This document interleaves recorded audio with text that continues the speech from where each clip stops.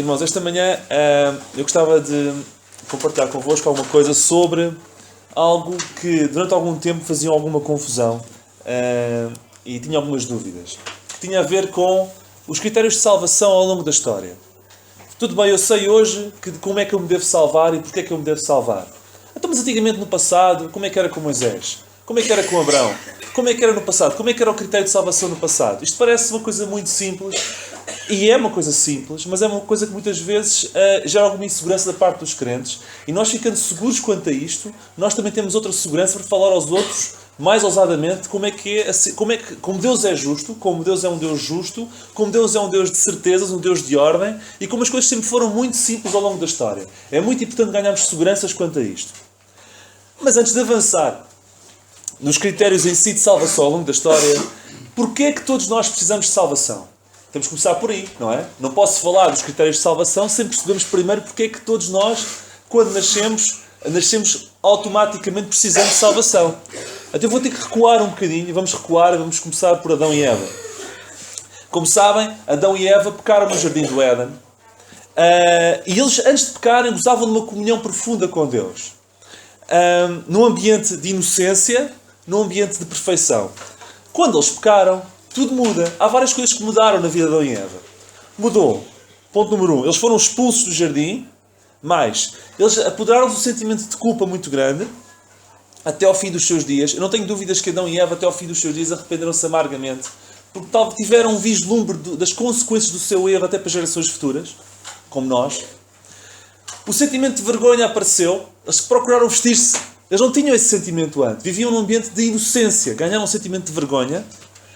A vida daí em diante tornava-se mais difícil para eles. O sustento passava a ser uma luta diária. Eu não tenho dúvidas que no jardim as coisas apareciam, as coisas fluíam sem grande esforço. Eles tinham um sustento sem grande esforço. Porque eles estavam bem, eles estavam em comunhão com Deus. Deus tratava, Deus provia por eles. O sustento passou a ser difícil. Ele diz que Adão começou a ter que suar e bastante para conseguir levar pão para casa. Eva, a partir daí, passaria a ter filhos com dores. A natureza e toda a criação sofrem mudanças profundas. A natureza sofre mudanças profundas. Quando o Senhor vier estabelecer o reino, a natureza voltará a ter uma beleza aproximada, ou se não quase igual àquilo que foi. Mas eu agora faço um parênteses. Se a natureza já é bela assim no ambiente de pecado, ok? Imagina o que é que será num ambiente sem pecado. Porque Deus diz que quando não houver pecado, vai restaurar tudo isto e vai ficar ainda muito mais perfeito, muito mais belo. Eu não faço ideia como é que poderá ser. Mas já assim é de facto bela, já é maravilhosa. Pergunta que vocês fazem. Tudo bem, isso aconteceu com Adão e Eva, mas o que é que isso me afeta? Tudo bem, eles agiram, eles erraram, mas o que é que eu tenho a ver com isso? Muito. A Bíblia vai responder a isso. Eu cito um versículo, eu vou citando alguns e vou lendo outros, está bem? Não se preocupem que eu não vou só citar a manhã toda, vamos ler alguns, mas este eu vou citar. Está em Romanos 5,19 e diz assim: pela desobediência de um só homem, entre aspas, Adão, muitos se tornaram pecadores. O que é que isto quer dizer? Adão pecando, eu também fiquei com pecado? Sim, é o que a Bíblia diz. Assim, também pela obediência de um só, obediência de quem? De Jesus Cristo, muitos se tornarão justos. Eu já vou explicar melhor a segunda parte do versículo, mas a primeira parte do versículo é simples. Diz assim: pela desobediência de um, todos ficaram pecadores. A Bíblia é muito clara. Por aquele erro de Adão, eu e todos vocês, quando nascemos pecadores. E a Bíblia é muito clara também dizer qual é que é o salário ou a consequência do pecado. É a morte. Se nós não fizermos nada para mudar esse nosso estado natural, nós temos uma coisa certinha no final das nossas vidas. Além de morrermos, depois temos uma segunda morte que é a morte eterna. E Deus quer nos poupar a isso. E é por isso que precisamos todos de salvação. Todos. Deixa-me dizer-vos que, agora te falámos muito de doenças esta manhã, de gripes, etc. Adão contraiu uma doença congénita para todas as gerações futuras. A partir daquele erro de Adão, quem viesse a seguir tinha uma doença congénita chamada pecado.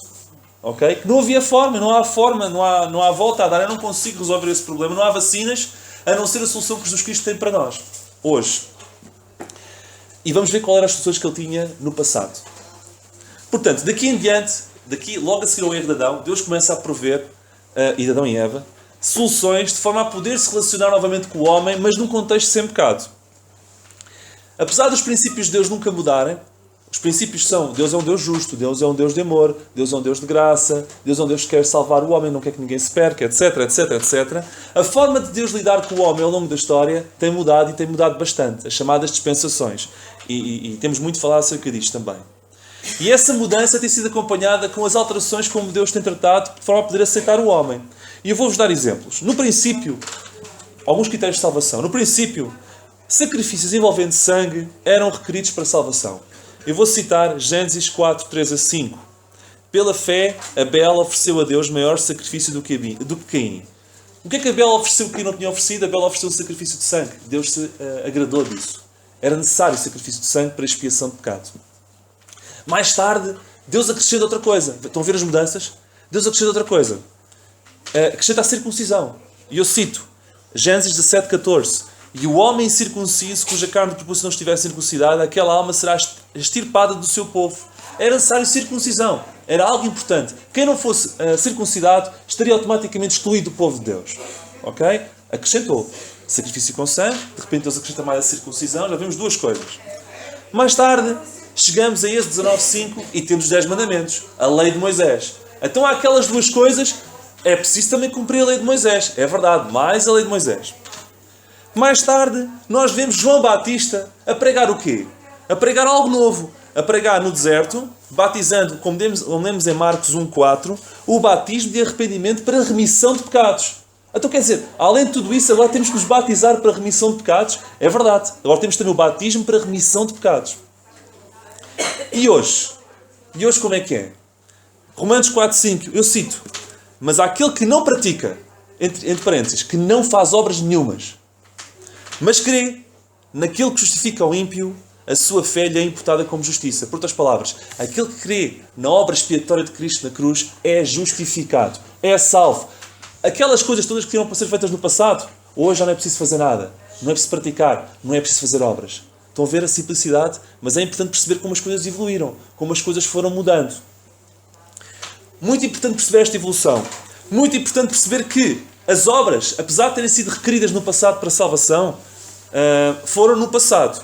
Não porque tivessem a possibilidade de salvar a alguém, ok? Mas por serem expressões de fé que Deus queria para cada uma das etapas. O sacrifício de sangue, a circuncisão, etc, etc, o batismo, não salvava em si mesmo ninguém, mas eram expressões de fé que Deus queria para cada altura da história. Portanto, as obras não salvam ninguém, são expressões de fé que Deus pretende. Existe uma corrente de pensamento que afirma que todos os homens na história sempre foram salvos, tendo como base o sacrifício expiatório de Cristo na cruz. O que é que a Bíblia diz sobre isso? A Bíblia é muito clara. A Bíblia e vou explicar o que a Bíblia diz sobre isso. Não quero já antecipar, mas é muito clara. A Bíblia diz que só a partir do apóstolo Paulo é que essa mensagem passou a ser conhecida. Até então não era conhecida. Eu vou-vos citar um versículo. Aliás, eu queria que lessem comigo. Primeira Epístola de Pedro, capítulo 1, versículo 10. É segurança para vós. Primeira Epístola de Pedro, capítulo 1, versículo 10.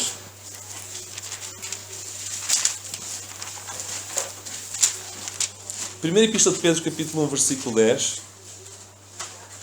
E versículo 11. Vamos começar pelo 9. Alcançando o fim da vossa fé, a salvação das almas. Estamos a falar sobre a salvação das almas. É este o contexto. Versículo 10. Da qual salvação inquiriram? Quem? Os profetas. E trataram diligentemente os profetas que profetizaram da graça que vos foi dada. Vamos parar por aqui? Temos aqui a informação de Pedro dizer-nos que os profetas, outrora no passado, procuraram inquirir sobre a salvação que nos foi dada. Tentaram estudar o assunto. Versículo 11. Indagando o que tempo ou que ocasião de tempo o Espírito de Cristo que estava neles indicava anteriormente, testificando os sofrimentos que a Cristo haviam de vir e a glória que se lhes havia de seguir. E vamos ler outra tradução, que eu não gosto muito, são as traduções tipo, traduções correntes, aquelas traduções quase muito simples, tão simples demais que se perde muitas vezes o sumo. Mas neste caso eu acho que ajuda. E diz assim a mesma passagem. Foi a respeito dessa salvação que os profetas perguntaram e procuraram saber com muito cuidado. Eles profetizaram a respeito da salvação que Deus ia vos dar. E procuraram saber em que tempo e como essa salvação ia acontecer. O Espírito de Cristo que estava neles indicava esse tempo ao predizer os sofrimentos que Cristo teria que suportar e a glória que viria depois. Irmãos, nós vemos aqui que os profetas sabiam que Cristo havia de sofrer e sabiam que Cristo havia de ser glorificado, mas tinham muitas dúvidas. Eles queriam saber como é que a salvação ia acontecer, eles estavam repletos de dúvidas. Portanto, nós não vemos aqui nunca que eles tivessem conhecimento da obra expiatória de Cristo na cruz e da capacidade que isso teria para a salvação. Mas, eles dizem nós vemos aqui no versículo 12, aos quais foi revelado que não para si mesmos, mas para nós, eles ministravam estas coisas. Quer dizer, eles próprios reconheceram que mesmo esta salvação não era para eles, era para gerações futuras. Portanto, temos aqui bem claro que o sacrifício da cruz e a obra expiatória de Cristo na cruz não era conhecida desde então. Ainda que a obra expiatória de Cristo na cruz fosse a base para a salvação de todos os povos e de todas as pessoas ao longo da história. Mas isso é outra história. Mas o conhecimento disso como ato de fé para a salvação não era conhecido na altura. Então, isto quer dizer também que Moisés, quando construiu o tabernáculo, com aqueles símbolos todos e aquelas figuras todas da mesa da proposição, dos véus, da separação, aquelas figuras todas que apontam para Cristo, ele não tinha conhecimento que isso representava também a obra expiatória de Cristo na cruz? O que é que a Bíblia diz sobre isso? Irmãos, se Moisés soubesse, os profetas não teriam dúvidas. Os profetas tinham dúvidas. E essa é a prova maior que Moisés também não sabia. Ok? Porque os profetas vieram depois. Até os discípulos, mais tarde, passado um pouco tempo, os discípulos sabiam disso. Mateus 16, 21 a 22, eu cito. Já vão ler versículos, irmãos. Eu cito, que é para conseguir acabar a tempo e horas.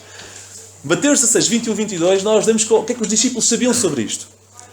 Desde então começou Jesus a mostrar aos seus discípulos que convinha ir a Jerusalém e a padecer muitas coisas dos anciãos e dos principais dos sacerdotes e dos escribas e ser morto e ressuscitar ao terceiro dia. Agora atenção. E Pedro, tomando de parte, começou a repreendê-lo, dizendo: Senhor, tem compaixão de ti, de modo nenhum te acontecerá isso. Irmãos, se Pedro soubesse a importância da morte de Cristo na cruz para a salvação dos pecados, ele não demovia ao Senhor. Ele não tinha conhecimento ainda. Não tinha conhecimento.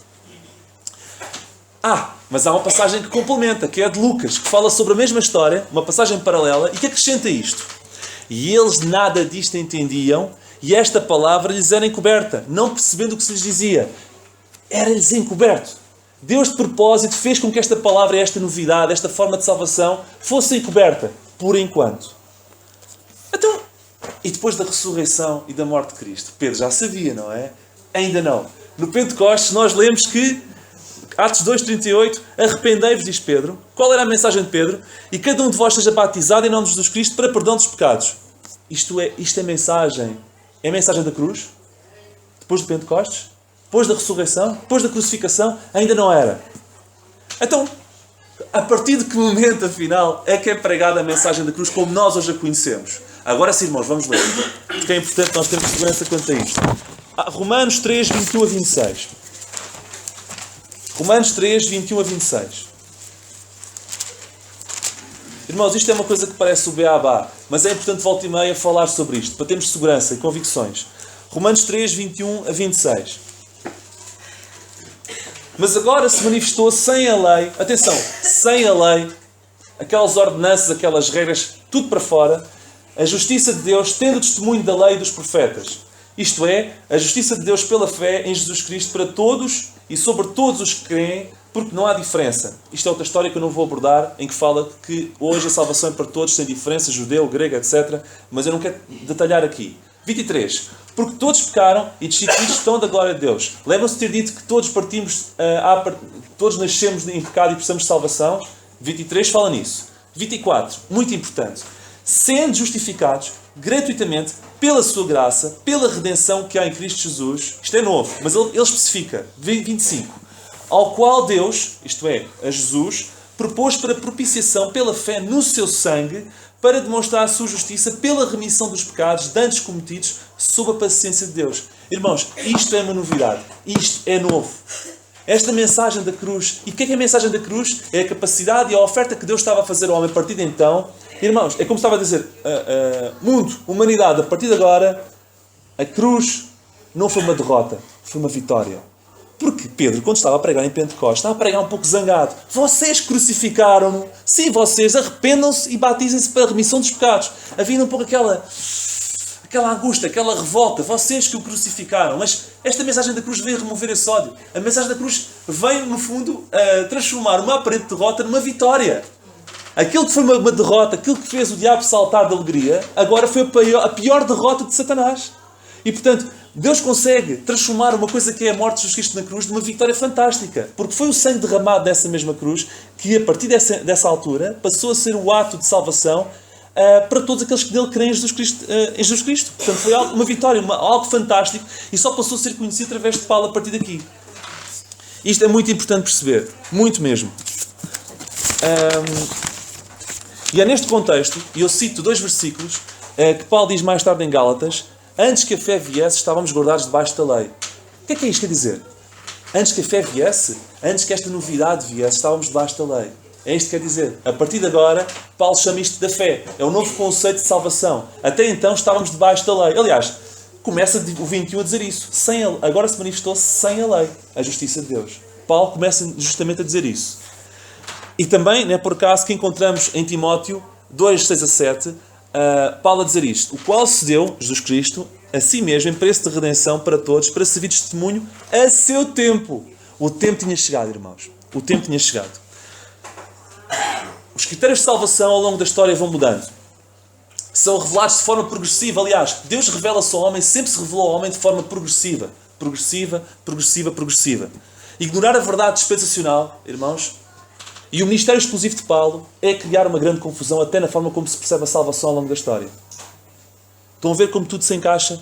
Se eu não consigo perceber a verdade dispensacional do ministério exclusivo de Paulo, eu não vou perceber nada no que toca à salvação. Por isso é que há esta confusão, mesmo no chamado meio evangélico. E nos outros eu entendo, dou de barato, mas no meio evangélico não se percebe, é grave. Em Hebreus 11, é o tal capítulo da fé. Qual é a palavra que nós lá vemos mais? É fé, fé, fé, fé. Pela fé, pela fé, pela fé, pela fé, pela fé. Deixem-me dizer-vos que mesmo aí há diferenças. Há variáveis. Todos salvaram pela fé, e já vamos chegar a isso, ok? Já vamos ver isso. Mas em todos os heróis da fé, vemos que eles expressaram a fé de diferentes formas. Vamos abrir e vamos ver. Hebreus 11. Vejam comigo. Que é importante. Hebreus 11. Vamos começar por Abel. Versículo 4 de Hebreus 11. Pela fé, Abel ofereceu a Deus maior sacrifício do que Caim, pelo qual alcançou testemunho de que era justo, dando a Deus testemunho dos seus dons, e por ela depois de morto ainda fala. Pela fé, ofereceu a Deus maior sacrifício de Caim. Vemos aqui que pela fé, Abel ofereceu um sacrifício a pensar na obra expiatória de Cristo na cruz. Não, não vemos isso. Vemos que ofereceu um sacrifício porque na altura Deus tinha dito para fazer isso. Ok?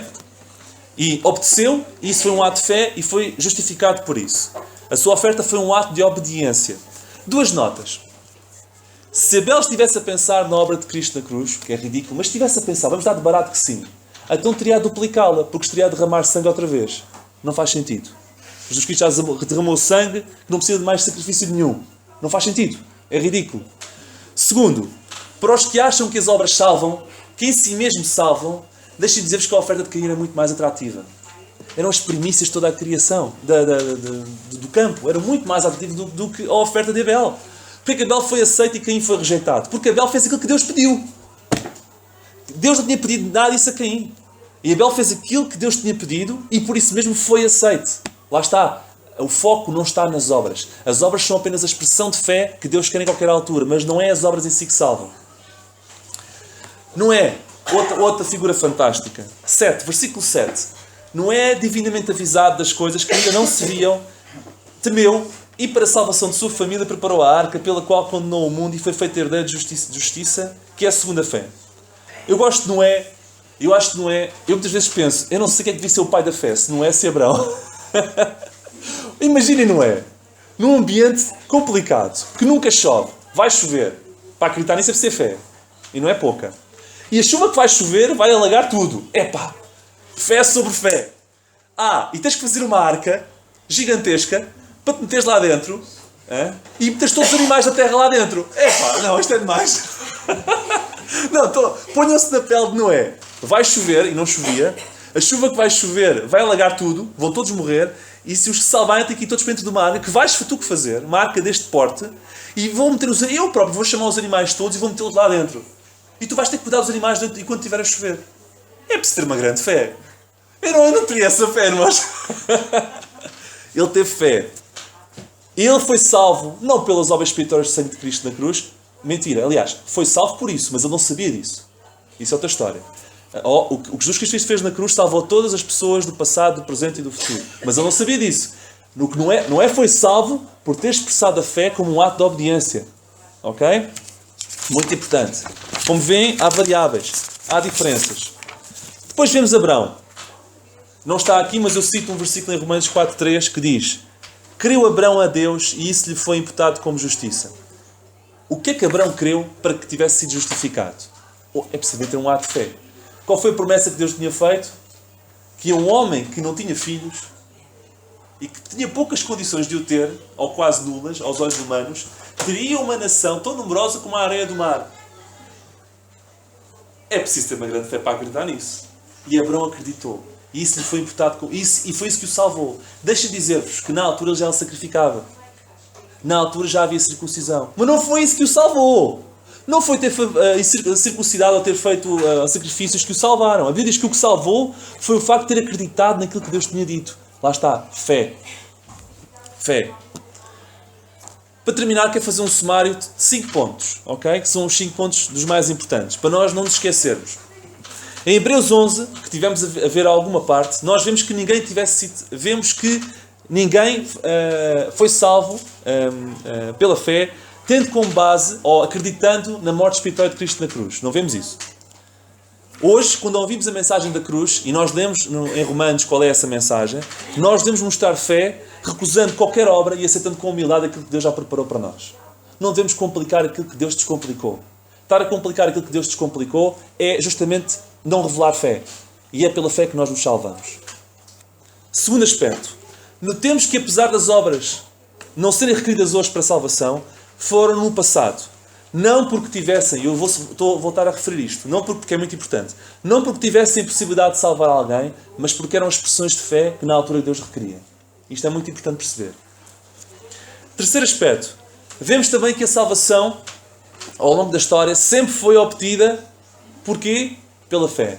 Fé, fé, fé, fé. Fé é o ponto em comum que me liga a Abraão, a Moisés, a David, a Isaac, a Jacó, a todos. E aos que viverão depois de mim. A fé é aquilo que nos salva verdadeiramente. Vemos que as dispensações de Deus nunca colidem com os seus princípios, pois os crentes do passado, apesar de salvos pelas obras, conseguiram, tal como nós hoje, a justificação pelo meio da fé. Não pelas obras, mas sempre pelo meio da fé. Como um ato de obediência, como um ato de cumprimento daquilo que Deus tinha pedido. O ponto 4. Há quem defenda também que na Bíblia a verdade é horizontal. É verdade, a verdade é horizontal. Mas as revelações de Deus são verticais. Ok? Isso faz com que, tempos após tempos, volta e meia, haja revelações novas. E eu vou-vos dar um exemplo. Noé sabia mais da revelação de Deus do que Adão. Abraão sabia mais da revelação de Deus que Noé. Moisés sabia mais da revelação de Deus que Abraão. Os 12 sabiam mais do que Moisés. E Paulo mais do que os 12. É progressivo, progressivo, progressivo, progressivo. Quando chegamos a Paulo e vemos Paulo dizer isto, confiem, porque chegamos ao fim da linha. É verdade. No fundo é o acumular toda a informação até aí reunida. Não há por que acrescentar. Não há por que duvidar. Se isto tivesse sido dito por Moisés, já foi há tanto tempo. Será que é mesmo assim? Foi Paulo que diz a mensagem da cruz. É motivo de confiança. Os princípios de Deus são horizontais, mas os critérios de salvação ao longo dos tempos são verticais. Ok? E encaixam-se perfeitamente nos princípios e nas dispensações como um bloco único. Ponto 5, e um ponto muito importante que eu não referi. E que se calhar é uma pergunta que vocês têm na manga para mim. Então e as pessoas que nascem numa ilha, na Papua Nova Guiné, por exemplo, que não têm acesso à Bíblia, não têm acesso a pregador, não têm acesso a profeta, nem a lei, nem a Moisés, e que nascem e que morrem nessa ilha? E que só vão buscar peixinhos todas as manhãs, à tarde, com o número dos filhos, dormem, vão buscar peixinhos no outro dia seguinte, e que vivem uma vida simples, uma vida fantástica. Mas como é que essa gente se salva? Ok? Mais uma vez, eu não vou responder, vou deixar a Bíblia responder. E vou apenas parafrasear um versículo bíblico que está em Romanos 1, 18 a 20, e vou-vos dizer o que é que diz, ok? E vou-vos dizer o que diz. Ok, vamos ver. Vamos ver, é importante. Romanos 1, 18 a 20. Romanos 1, 18 a 20. Porque do céu se manifesta a ira de Deus sobre toda a impiedade e justiça dos homens que têm verdade em justiça. Porque o que Deus se pode conhecer... Agora é importante, versículo 19. O que Deus se pode conhecer neles, isto é, nos céus, se manifesta, porque Deus lhe manifestou. Atenção, porque as suas coisas invisíveis, desde a criação do mundo, tanto o seu eterno poder como a sua divindade, se entendem e claramente se veem pelas coisas que estão criadas para que eles fiquem inexcusáveis. Deixem-me explicar isto de outra forma. O que de Deus se pode conhecer, a Bíblia é muito clara. O que eu posso conhecer de Deus, não é eu posso conhecer alguma coisa. Não, o que de Deus eu posso conhecer, não é a parte, é o tudo. O que eu posso conhecer de Deus, eu posso conhecer na natureza. Ok? Posso conhecer o quê? A Bíblia descreve o eterno poder, a divindade. Eu tenho a obrigação de, olhando para a natureza, perceber que existe Deus. Porque a natureza testifica que existe, de facto, uma divindade. É isso que a Bíblia diz. E a Bíblia vai mais longe. Diz, claramente se vê.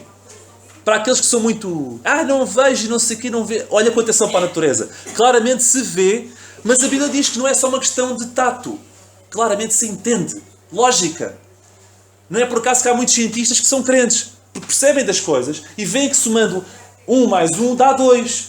Isto só pode ser feito por uma entidade divina. Por Deus. Claramente se vê, claramente se entende, porque Deus não quer que nós nos salvemos sem utilizar a razão. A fé pode não utilizar a razão. Fé é fé. Mas se utilizarmos para a natureza, até podemos dar ao luxo de utilizar a razão, porque a Bíblia diz que podemos utilizar. Se entende. Para que as coisas, pelas coisas que estão criadas. Portanto, ninguém tem desculpa. É isto o sumo daqueles versículos. Ninguém tem desculpa. Não é por acaso, eu já citei uma vez, ou duas, eu nunca mais encontrei essa ilustração. Já dei a volta ao livro dos nunca mais encontrei essa história. Que é uma oração feita numas paredes de uma gruta por parte de uns índios do Norte da América. Em que diziam assim: obrigado, Pai das Luzes. Não é pais. Obrigado, Pai. Pelo búfalo. Pelos rios. Pela colheita que tive. No fundo, estão a agradecer coisas que nós hoje não entendemos, mas na altura era o cotidiano deles. Eles agradeciam ao Pai das Luzes, eles reconheciam que havia uma entidade. Não havia Bíblia, não havia pregadores, não havia profeta, mas eles tiveram a humildade de reconhecer, não, isto aqui teve uma criação, teve um Deus que criou tudo isto. Por outras palavras, mesmo esses, a Bíblia diz que não têm desculpa. Como é óbvio, nós temos a obrigação de falar a todos. E hoje em dia, eu creio que praticamente qualquer pessoa no mundo, pela internet e com a massificação de informação, já tem acesso a muito mais informação do que ao que teria no passado. Mas mesmo não havendo informação nenhuma, Deus deixou a hipótese para que todos se salvassem. Irmãos, eu espero ter sido claro. Se porventura quiserem ter acesso a algum destes versículos, visto que eu citei muitos versículos, eu posso perfeitamente enviar-vos por e-mail. Peçam que eu depois envio-vos, está feito, ok? Que o Senhor nos abençoe.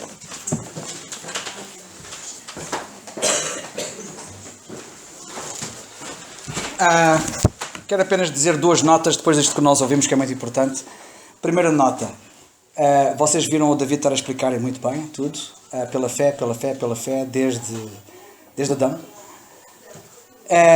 Só quero desmistificar uma coisa que pode haver na cabeça de alguns. O que é fé? Fé é crer no que Deus diz. Deus disse a Adão uma coisa e ele creu. Deus disse a Abraão uma coisa e ele creu. Deus disse a Noé uma coisa e ele creu no que Deus disse. E Deus hoje também fala. Como nós ouvimos, não vou repisar. E Deus o que é que diz hoje? Crê no Senhor Jesus Cristo. Mais nada. Só isso. E serás salvo.